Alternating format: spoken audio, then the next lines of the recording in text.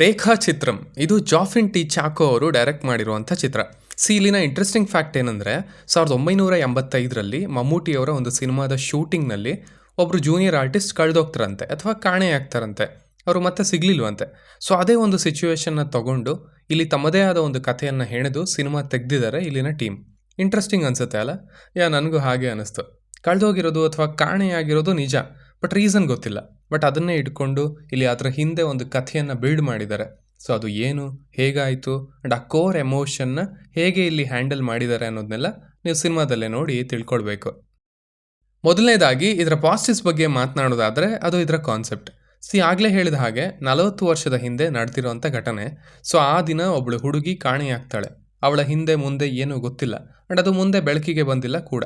But if at all ಅದಕ್ಕೆ ಸಂಬಂಧಿಸಿದಂತೆ ಈಗ 40 ವರ್ಷ ಆದಮೇಲೆ ಒಂದು ಇನ್ಫಾರ್ಮೇಷನ್ ಸಿಕ್ಕಿದ್ರೆ ಆ ಇನ್ಫಾರ್ಮೇಷನಿಂದ 40 ವರ್ಷದ ಹಿಂದೆ ಒಂದೇ ಒಂದು ದಿನ ಸೆಟ್ಟಲ್ಲಿ ಕಾಣಿಸ್ಕೊಂಡಂಥ ಹುಡುಗಿಯನ್ನು ನೀವು ಟ್ರ್ಯಾಕ್ ಮಾಡ್ತಾ ಹೋದರೆ ಅಲ್ಲಿ ಏನೇನೋ ವಿಷಯಗಳು ನಿಮಗೆ ಸಿಗ್ತಾ ಹೋದರೆ ಸೊ ಈ ಥಾಟ್ ಏನೇ ಸಖತ್ತಾಗಿದೆ ಅಲ್ವಾ?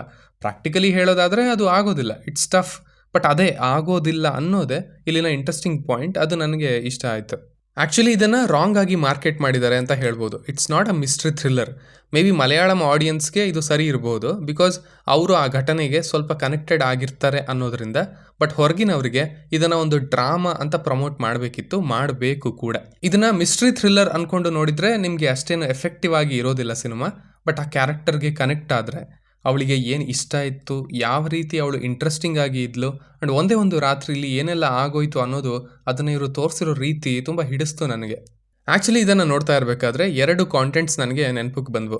ಒಂದು ನಮ್ಮದೇ ಆದ ಉಳಿದವರು ಕಂಡಂತೆ ಆ್ಯಂಡ್ ಇನ್ನೊಂದು ವದಂತಿ ವೆಬ್ ಸೀರೀಸ್. ಬಿಕಾಸ್ ಇಲ್ಲಿ ಆ ಒಂದು ದಿನದಲ್ಲಿ ಅಷ್ಟೇ ಸಮಯದಲ್ಲಿ ಅವಳನ್ನು ನೋಡಿದವರಿಂದ ವಿಷಯಗಳನ್ನು ತಗೊಳ್ಬೇಕು ಆ್ಯಂಡ್ ಅದನ್ನೇ ನಂಬಬೇಕು. ಸೊ ಅದು ಉಳಿದವರು ಕಂಡಂತೆ ಆಗುತ್ತೆ. ಆ್ಯಂಡ್ ಇನ್ನೊಂದು ಮಿಸ್ಟೀರಿಯಸ್ ಗರ್ಲ್ ಏನಕ್ಕೆ ಬಂದಳು, ಎಲ್ಲಿಗೆ ಹೋದ್ಲು ಅದು ಗೊತ್ತಿಲ್ಲ, ಅದು ಹೇಗಾಯಿತು ಅನ್ನೋದು ವದಂತಿಗೆ ಕನೆಕ್ಟ್ ಆಗುತ್ತೆ. ಸೊ ನನಗೆ ಇವೆರಡರ ಅಪ್ರೋಚ್ ಇಷ್ಟ ಆಗಿತ್ತು ಆ್ಯಂಡ್ ಆ 2 ಇಲ್ಲಿ ಕಾಣುತ್ತೆ.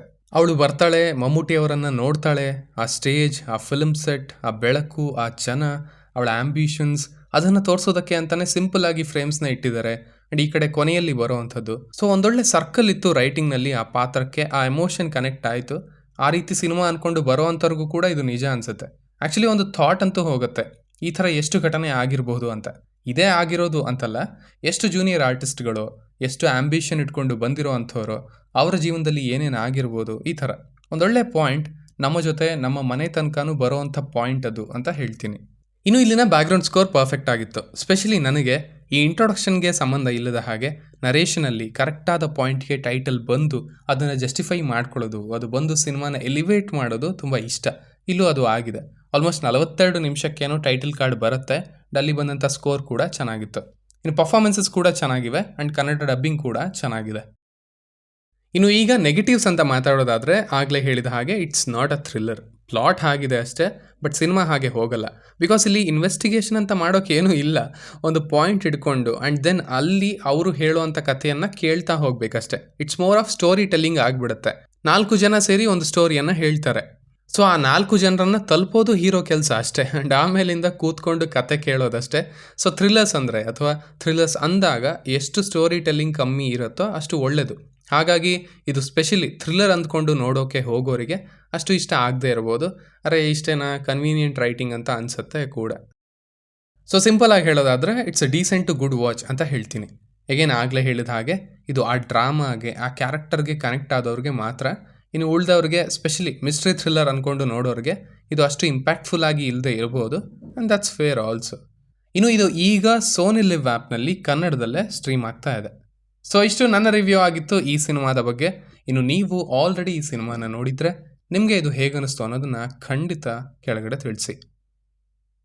ಆ್ಯಸ್ ಯೂಶ್ವಲ್ ಮತ್ತೆ ಸಿಗೋಣ.